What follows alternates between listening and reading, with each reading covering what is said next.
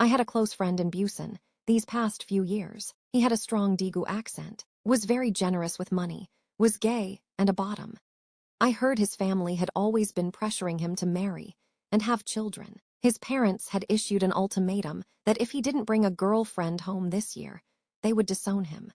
He was really scared. After racking his brains for a long time, he actually came to me. He begged me to play the role of his girlfriend and Junho to play his son. That way, taking them home would solve both the marriage and children pressure at once. Handsome guys always look alike. Looking at him closely, your son actually resembles me a bit, especially around the eyes. If we claim he's my son, it should fool quite a few people.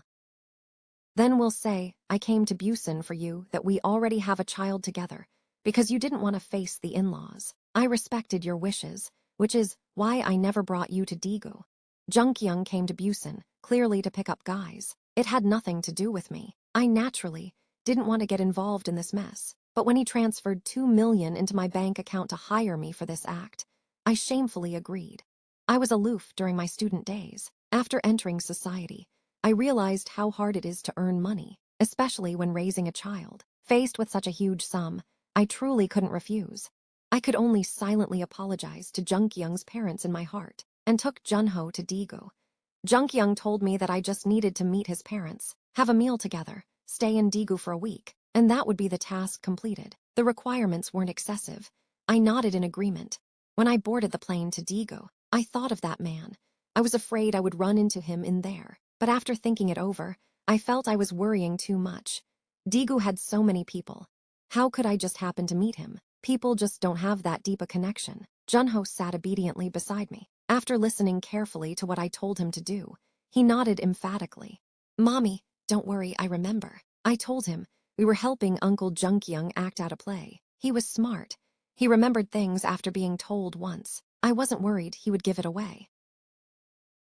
After arriving in Daegu, Jungkyung told me his parents had arranged a welcome dinner and invited some relatives and friends. I thought the welcome dinner would be a meal in a private room, but I truly hadn't expected the Kim family to have so many relatives. They had to clear out a large hall for the banquet. I froze in place as soon as I entered. The banquet hall was splendid, crystal chandeliers casting dazzling light. Amidst the clinking of glasses, luxury was everywhere. Jungkyung whispered to me, forgot to tell you, my family has a little money, but don't feel pressured.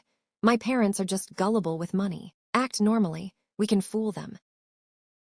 It was too late to scold him or back out now. I had to brace myself and go through with it. Junho and I were immediately surrounded by the crowd as soon as we entered. They chattered incessantly, especially Jungkyung's parents, who asked me many questions. Fortunately, Jungkyung and I had rehearsed potential questions beforehand, so I could answer them all. Later on, Jungkyung's parents held Junho, unable to put him down. As soon as I saw this child, I knew he had our family's blood. Look at those eyes and brows. How much they look like Jungkyung. Junho was also clever. He called Jungkyung's parents grandpa and grandma, delighting the elderly couple. Things were almost smoothed over. I breathed a sigh of relief and went to the restroom to touch up my makeup. That's when the unexpected happened. Jungkyung sent me a message saying his cousin had also graced the occasion. This cousin was the heir the family was fully cultivating, gradually taking over the family business, holding countless connections and resources. If I could get to know him, it would only benefit me. He urged me to return to the scene quickly, greet the cousin, and not neglect him. So I patted on some translucent powder and hurried back to the banquet hall. By the time I arrived, his cousin was already there, wearing a well-tailored dark suit, his posture ramrod straight, his back facing me as he spoke to Jungkyung. I recognized him with just one glance. It was Taehyung. I never imagined that Jungkyung's cousin would be Taehyung. Seeing him, my mind exploded with a boom. Before I could even adjust my expression, Junho spotted me and excitedly waved. It's Mommy. Mommy's back. Taehyung followed the sound, slowly turned his head, and his gaze landed on me. The moment our eyes met, I felt dazed. Jungkyung quickly walked to my side and introduced me to him. Cousin, this is my girlfriend. She's shy and stubbornly refused to come to Daegu. It took me a long time to persuade her to come. Then he tugged my sleeve, urging me. Why are you frozen? Hurry up and say hello to cousin. 4 years apart, and when we meet again, it's in this kind of situation. Time hadn't left too many marks on Taehyung. Besides his aura becoming colder, and his jawline a bit more defined, he hadn't changed much. Taehyung also looked at me. Those dark eyes were cool and detached, devoid of any emotion. Right, back when we broke up, Taehyung told me that if we met again, we'd be strangers, but fate didn't cooperate. We met, but strangers we could not be. Under Jungkyung's urging, and in front of the Kim family relatives, I had no choice but to nod at him in greeting. Cousin, this form of address didn't elicit an acknowledgement from Taehyung. Instead, his gaze grew even more distant and cold. The atmosphere became subtly tense for a moment. Just then, Junho ran over on his short legs and called out brightly, "Uncle Cousin." He seemed unaware of the pressure emanating from Taehyung. He reached out to tug his sleeve. "Uncle Cousin, you're so handsome." Junho was small. He had been standing behind Jungkyung's parents before, so Taehyung hadn't seen his face clearly. Now he ran right up to Taehyung, looking up at him eagerly. I was horrified and wanted to stop him, but it was too late. Taehyung looked down at him, his breath catching, then slowly crouched down until his eyes were level with Junho's. With the two faces side by side, their eyes and brows looked exactly alike, as if cast from the same mold. Jungkyung's mother noticed first, clicking her tongue. Junho and Taehyung really look alike. Jungkyung's father also looked and nodded. Indeed, they say nephews resemble uncles. I didn't expect a nephew to resemble his uncle so much. Jungkyung's mother not only said it herself, but also called the relatives over to look. See, family shares the same face. Truly gullible and wealthy.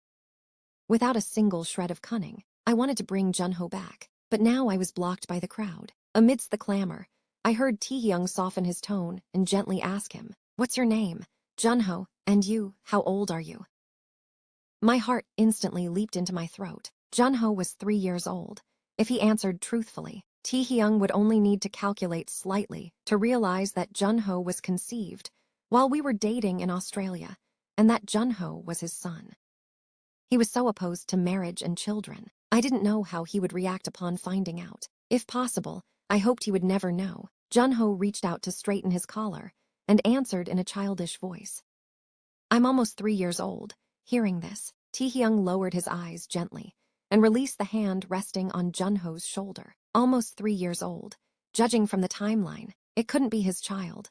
Jungkyung came forward, then picked up Junho with one hand, put an arm around me with the other, and proudly showed off to Taehyung. "Cousin, look, isn't my Wyan pretty? Isn't my son adorable?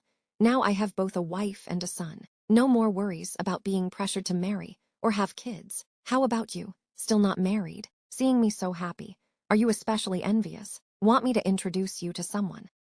Seeing Taehyung's increasingly dark expression, he seemed to remember something and quickly slapped his own mouth. "Ah, cousin.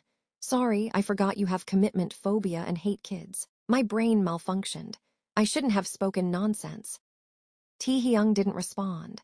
He just exchanged a few pleasantries with Jungkyung's parents and left early. From beginning to end, his gaze never lingered on me again, truly fulfilling that statement, meeting again as strangers. Junho threw himself into my arms and whispered, "Mommy, did I do well?" I remembered everything you told me before coming. I had told Junho that if anyone asked his age, he should say he was almost 3. Otherwise, it wouldn't match the timeline of Jungkyung coming to Busan. I ruffled his hair and heard him say, "That uncle cousin just now gave me this." He handed me what was in his palm. It was a square peach-flavored candy. I had a sweet tooth and loved candy. When we were dating, Taehyung always carried some candy on him. He didn't eat it himself. It was all for me. I didn't expect that, after so many years apart, he still hadn't broken this habit. When the banquet ended around 10 at night, Junho was fast asleep on my shoulder. Jungkyung's parents wanted us to stay at their home, but under Jungkyung's strong persuasion, they agreed to let Junho and me stay at a hotel. They instructed Jungkyung to see us both back.